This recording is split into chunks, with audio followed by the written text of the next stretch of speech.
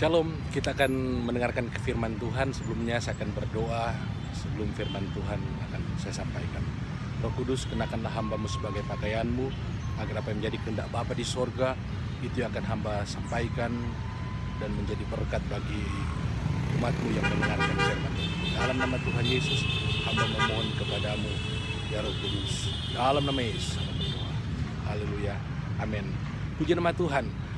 Firman Tuhan yang akan saya sampaikan terdapat di dalam Matius pasal yang ke-8, ayat yang ke-5 sampai dengan ayat yang ke-13.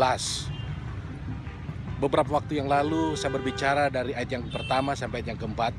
Saudara masih ingat tentang kisah bagaimana ada seorang yang kusta datang kepada Tuhan dan Tuhan menyembuhkan dia. Saat ini firman Tuhan ini mengisahkan tentang bagaimana ketika Yesus masuk ke dalam kota Kapernaum, datanglah seorang perwira kepadanya dan berkata, "Tuan, hambaku sedang terbaring sakit. Dia dalam keadaan lumpuh. Tolong Tuhan, sembuhkan dia." Kemudian Yesus bergegas akan pergi ke rumah daripada perwira di Kapernaum ini. Akan tetapi perwira ini mengatakan, "Tuhan, aku tidak layak menerima Tuhan di rumahku. Katakan sepatah kata saja, maka hambaku itu akan sembuh. Karena aku sendiri seorang bawahan dan di bawahku ada juga bawahan.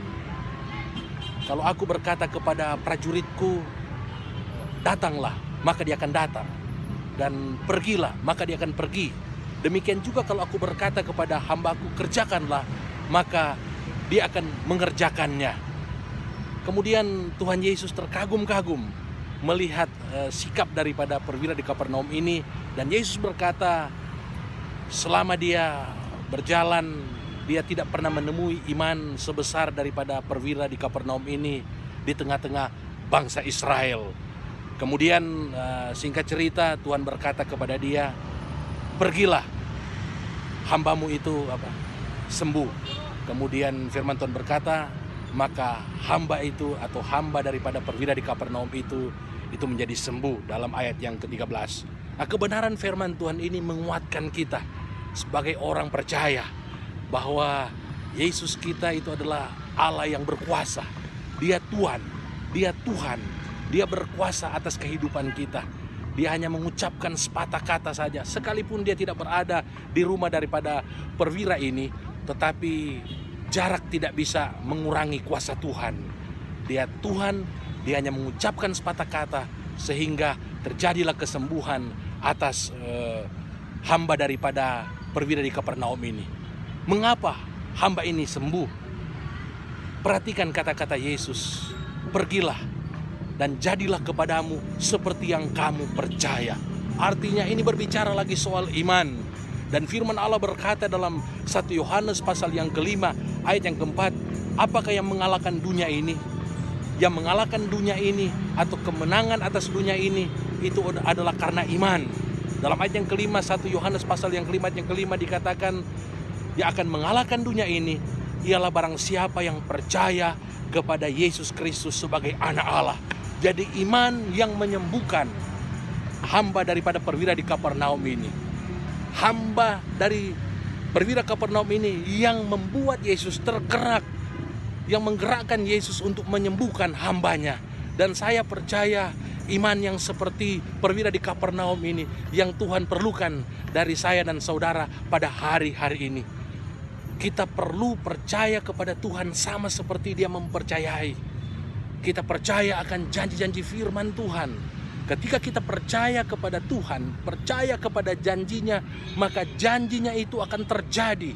Karena Tuhan yang berfirman di dalam Matius pasal yang ke-5 ayat yang ke-18, "Selama belum lenyap langit dan bumi ini, satu iota atau titik tidak akan ditiadakan dari hukum Taurat sebelum semuanya terjadi."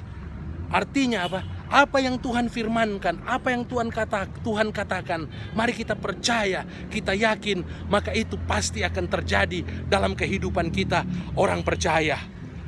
Dan ada satu kisah di dalam 2 Raja-Raja pasal yang ke-7. Kita membaca ini kisah bagaimana ketika bangsa Israel mereka mengalami satu krisis karena mereka dikepung oleh bangsa Aram, sehingga terjadi satu kelaparan yang luar biasa. Sehingga Nabi pergi kepada Raja Israel, bertemu dengan Raja Israel, dan dia memberikan satu nubuatan, satu firman Allah kepada Raja Israel. Dia berkata, sesukat tepung yang terbaik akan seharga sesikal, 2 sukat jelai akan seharga sesikal di pintu gerbang Samaria. Ini firman Allah yang disampaikan oleh Nabi Israel kepada Raja Israel, dan tentunya Raja Israel mempercayainya. Tetapi ajudan raja ini, dia tidak percaya akan apa yang difirmankan oleh Nabi Israel.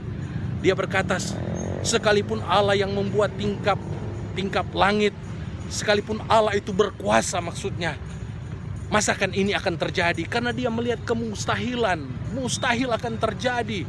Apa yang terjadi pada hari itu mustahil Allah akan berbuat mujizat.